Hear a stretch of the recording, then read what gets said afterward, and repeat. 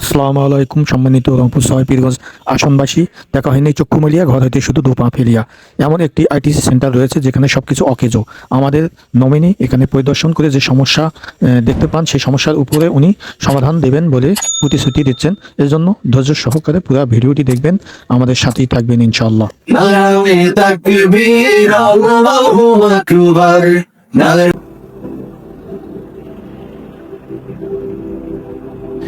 প্রিয় ভাই ও বোনেরা, আইটি সেন্টার, যা আমি আগেই বলেছি যে এটি রংপুর পীরগঞ্জে অবস্থিত। এটি হচ্ছে বিজ্ঞান প্রযুক্তির একটি আধুনিকায়ন। এই আইটি সেন্টারে শত শত কম্পিউটার রুমগুলোতে পড়ে আছে। এগুলোতে ট্রেনিং নিয়ে আমার দেশের বেকার যুবক যুবতীরা দেশের বাইরে কর্মসংস্থান খুঁজে পেত। এই আইটি সেকশন দ্বারাই আমাদের আইটি সমস্যার সমাধান। অথচ এত বড় প্রযুক্তি, হাজার কোটি টাকা যেখানে বিনিয়োগ, অথচ সেই জায়গায় এই কম্পিউটারগুলো পড়ে আছে আপনাদের চোখের সামনে। এগুলোর যথাযথ ব্যবহার হচ্ছে না। আমি বলবো এটাকে কার্যকরী করা যেত, কিন্তু এখন মনে হচ্ছে অপচয় করে রাখা হয়েছে, যেখান থেকে আমরা ফিডব্যাক পাচ্ছি না।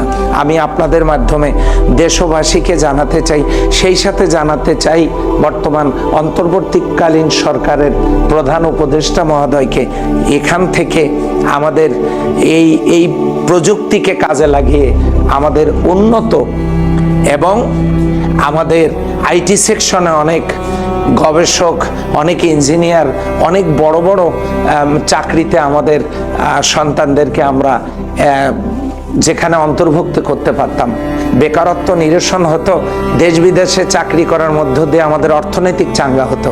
কিন্তু আমাদের দিকে যেন, এই উত্তর জনপদের দিকে যেন তাকাবার কেউই নেই। অথচ যথেষ্ট সম্ভাবনাময় আমাদের এই দেশ, বিশেষ করে উত্তর জনপদ। আমি আপনাদের মাধ্যমে দেশবাসীকে এই মেসেজ দিতে চাই, সৎ এবং যোগ্য নেতৃত্ব নির্বাচনের মধ্য দিয়ে এই সকল সমস্যার সমাধানগুলো সম্ভব বলে আমি মনে করি। সেক্ষেত্রে আপনারাও সহযোগিতা করবেন। দেশবাসী আপনাদের দিকে চেয়ে আছে একটি সুন্দর রাষ্ট্র দেখবার জন্য।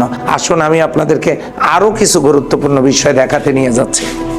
থেকে নিচ পর্যন্ত দেখুন, চতুর্পাশ্বে শত শত রুম, চতুর্পাশ্বে এই যে প্রযুক্তির ব্যবহার, এই সেন্টার, অথচ এটা নির্জীব অবস্থায় পড়ে আছে। আপনারা দেখুন উপর কি বিশাল একটা প্রতিষ্ঠান। আমাদের এগুলো কাজে লাগাতে হবে। আমাদের দেশকে বিশ্বের মানচিত্রে, বিশ্বের দরবারে উঁচু করে দাঁড় করাতে হবে। এই দেশটা মাথা উঁচু করে যখন দাঁড়াবে, নিশ্চয়ই পথ হারাবে না বাংলাদেশ, সঠিক পথ খুঁজে পাবে এই বাংলাদেশ। সেক্ষেত্রে আমাদের সকলকে হতে হবে যত্নবান, হতে হবে দুর্নীতিমুক্ত, হতে হবে স্বজন প্রীতিমুক্ত। তবেই ভালোবাসা দিয়ে হৃদয়ের রং তুলিতে আমরা আমাদের এই সুন্দর প্রতিষ্ঠানটাকে ব্যবহার করে অনেক দূর যেতে পারবো। আল্লাহ যেন আমাদেরকে কবুল করেন, এটি সকলের কাছে কামনা।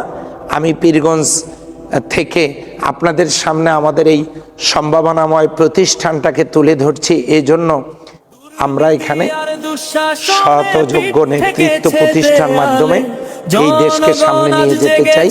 সবার সহযোগিতা চাই। আল্লাহ আমাদেরকে কবুল করুন।